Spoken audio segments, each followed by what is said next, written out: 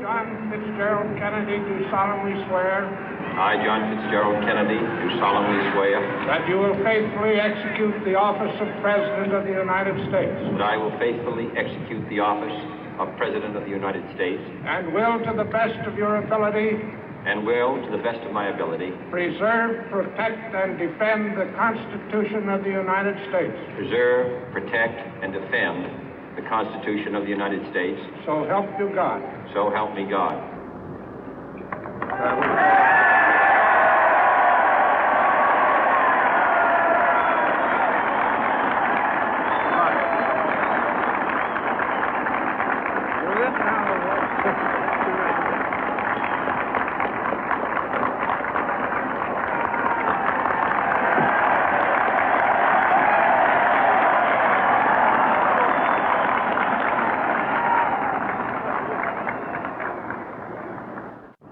Vice President Johnson, Mr. Speaker, Mr. Chief Justice, President Eisenhower, Vice President Nixon, President Truman, Reverend clergy, fellow citizens.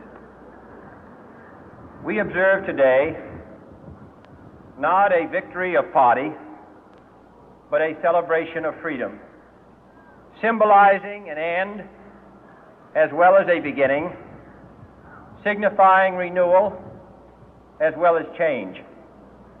For I have sworn before you and Almighty God the same solemn oath our forebears prescribed nearly a century and 3/4 ago. The world is very different now, for man holds in his mortal hands the power to abolish all forms of human poverty and all forms of human life. And yet the same revolutionary beliefs for which our forebears fought are still at issue around the globe. The belief that the rights of man come not from the generosity of the state, but from the hand of God. We dare not forget today that we are the heirs of that first revolution.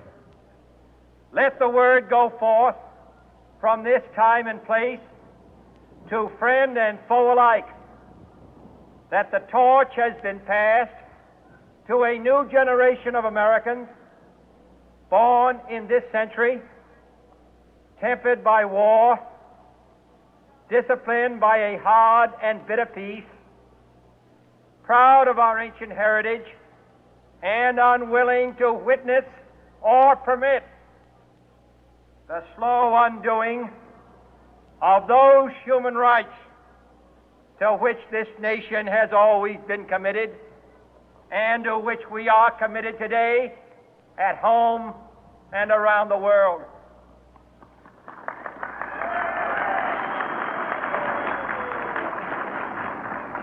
Let every nation know, whether it wishes us well or ill, that we shall pay any price, bear any burden, meet any hardship, support any friend, oppose any foe to assure the survival and the success of liberty.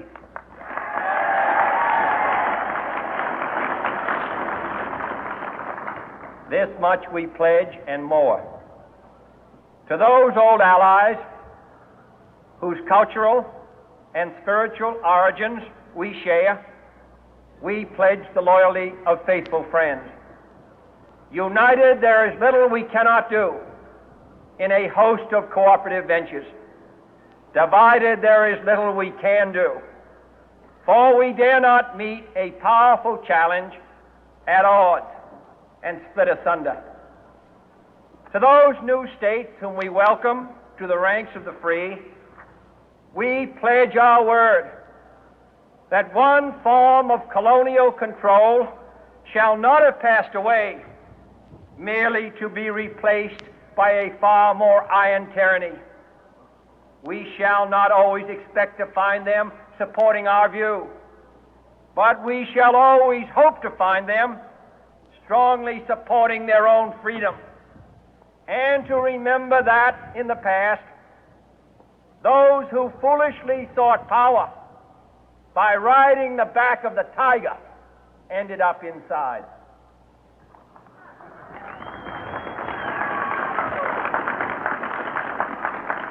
To those people in the huts and villages of half the globe struggling to break the bonds of mass misery, we pledge our best efforts to help them help themselves for whatever period is required, not because the communists may be doing it, not because we seek their votes, but because it is right.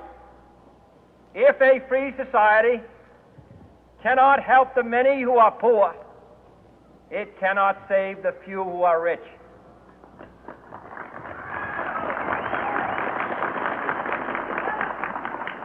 To our sister republics south of our border, we offer a special pledge to convert our good words into good deeds, in a new alliance for progress, to assist free men and free governments in casting off the chains of poverty.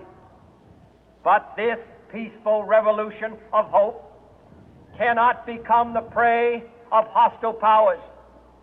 Let all our neighbors know that we shall join with them to oppose aggression or subversion anywhere in the Americas. And let every other power know that this hemisphere intends to remain the master of its own house.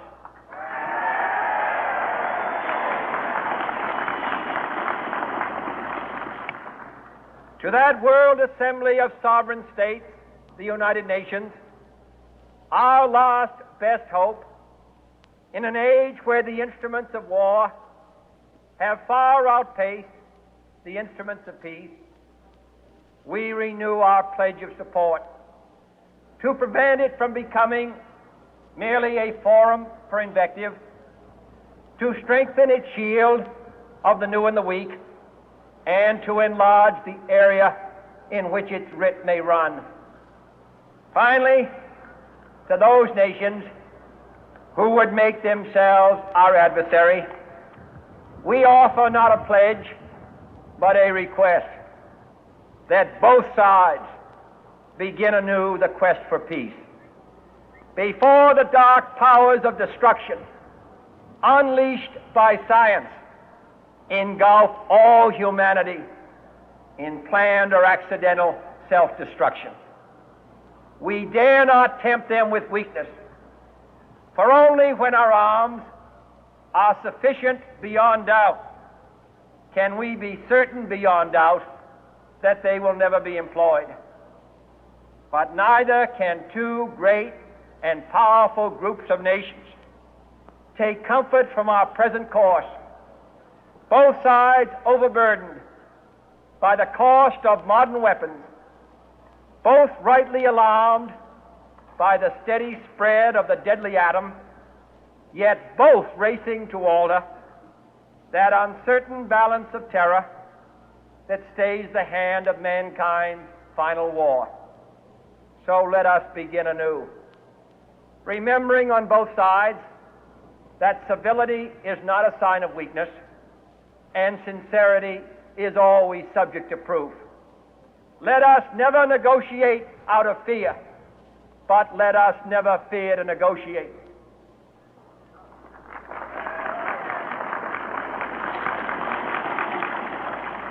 Let both sides explore what problems unite us, instead of belaboring those problems which divide us. Let both sides, for the first time, formulate serious and precise proposals for the inspection and control of arms, and bring the absolute power to destroy other nations under the absolute control of all nations.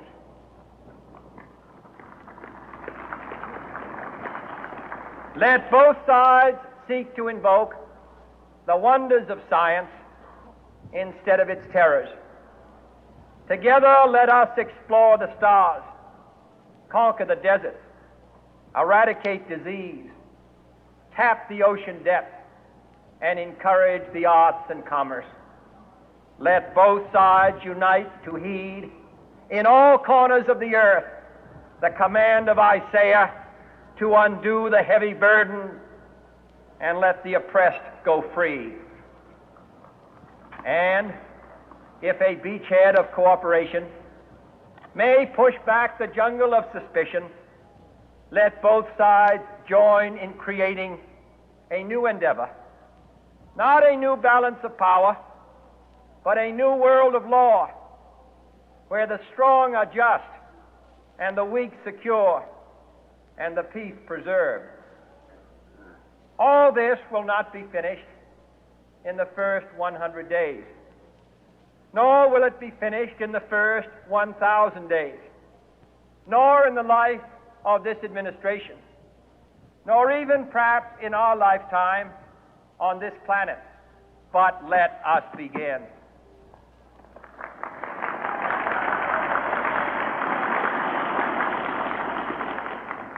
In your hands, my fellow citizens, more than mine, will rest the final success or failure of our course.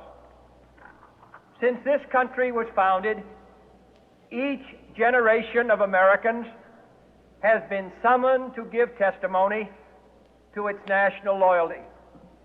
The graves of young Americans who answered the call to service surround the globe.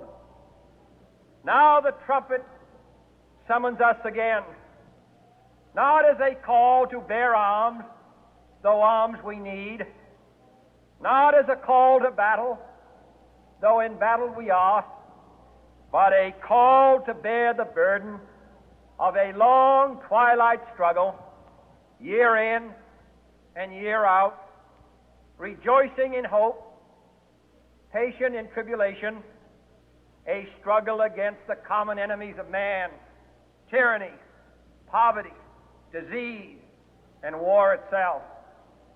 Can we forge against these enemies a grand and global alliance, north and south, east and west, that can assure a more fruitful life for all mankind? Will you join in that historic effort?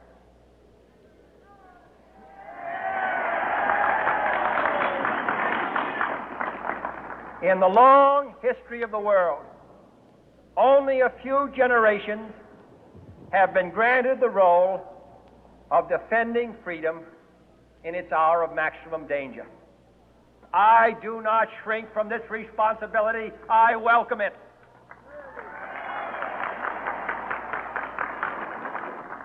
I do not believe that any of us would exchange places with any other people or any other generation. The energy, the faith, the devotion which we bring to this endeavor will light our country and all who serve it. And the glow from that fire can truly light the world. And so, my fellow Americans, ask not what your country can do for you, ask what you can do for your country.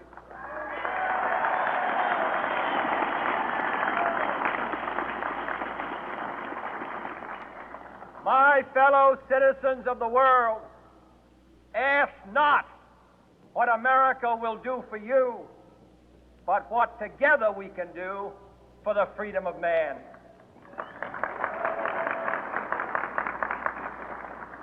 Finally, whether you are citizens of America or citizens of the world, ask of us here the same high standards of strength and sacrifice which we ask of you.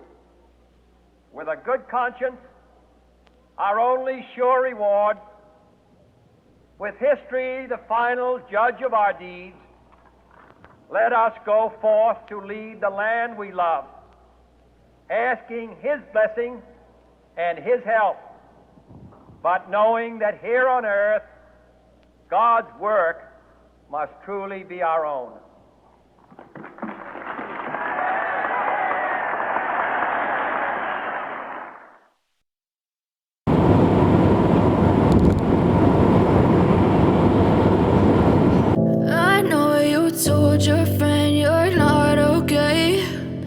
Tell me what's wrong and why you never said you felt that way. And guess you're trying to stay strong and fake a smile until I look away.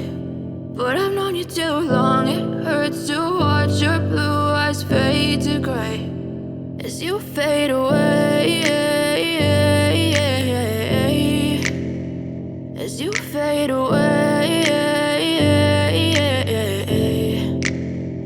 Yeah, I'm about to fade away, cause every time I wake up I feel like it's Monday. Something's going wrong with all the chemicals up in my brain. All of a sudden I don't look at anything the same way. Got a buildup of my thoughts sitting in an ashtray. I'm sorry that I'm so inconvenient, okay. Just let me be me and I'll stay out of your way. I can see the way you look at me, I'm such a disgrace. I never really asked to be brought into this place. You wanna love me? Well then baby I have a taste. All the highs and the lows, no, you'll never be the same. I don't really wanna hurt you, but I can't control the pain. If you're sticking by my side, maybe we could be okay. Okay, maybe you could be the change I need today. I promise that I've never felt this way. I really hope that you will choose to stay through all the pain. I know you told your friend you're not okay. And tell me what's wrong and why you never said you felt that way. Guess you're trying to stay strong and fake a smile until I look away.